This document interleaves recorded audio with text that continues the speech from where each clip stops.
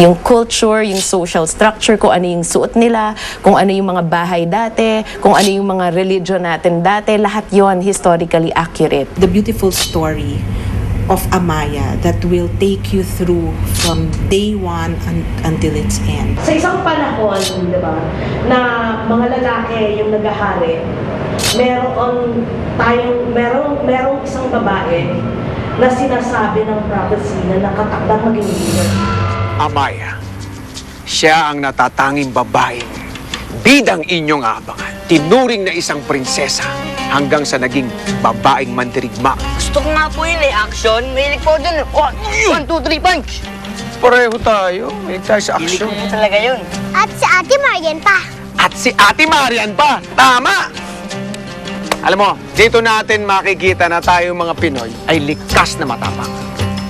Alam nyo bang matagal pinag-aralan ng mga aktor dito yung mga fight scenes nila batay doon sa totoong pangyayari.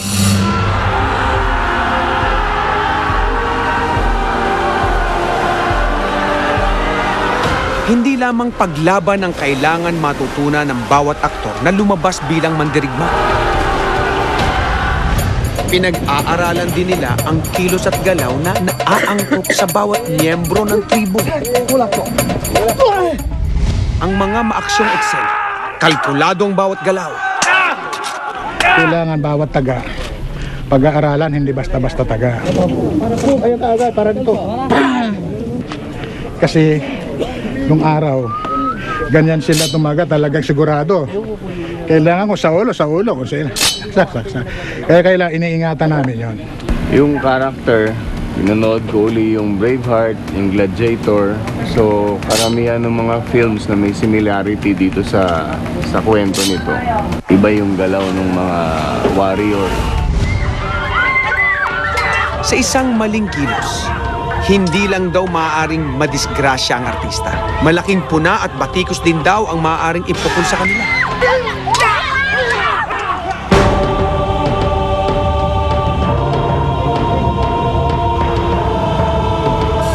Atras ka dito ng konti. Bukod sa mahalagang duelo o fight scene, masusi ring binabantayan ang bawat kilos at tamang paggalaw ng mga tauhan. Wala naman kasi tayong mga video o mga madaling matunghayan ng mga records kung paano ba kumilos yung mga tao noon. Kaya ang ginawa natin dito, ang ginagawa ko dito, tinitingnan yung mga historical data. Mula sa kamatayang hatid na. Makahulugan daw kasi ang anumang ipinapakitang galaw ng bawat karakter.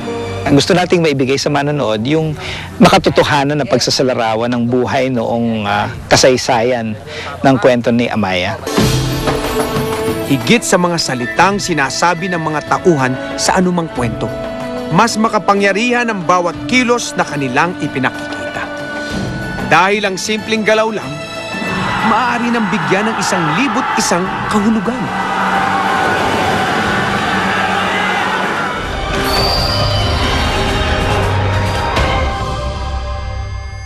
Susunod sa Amaya, The Making of an Epic.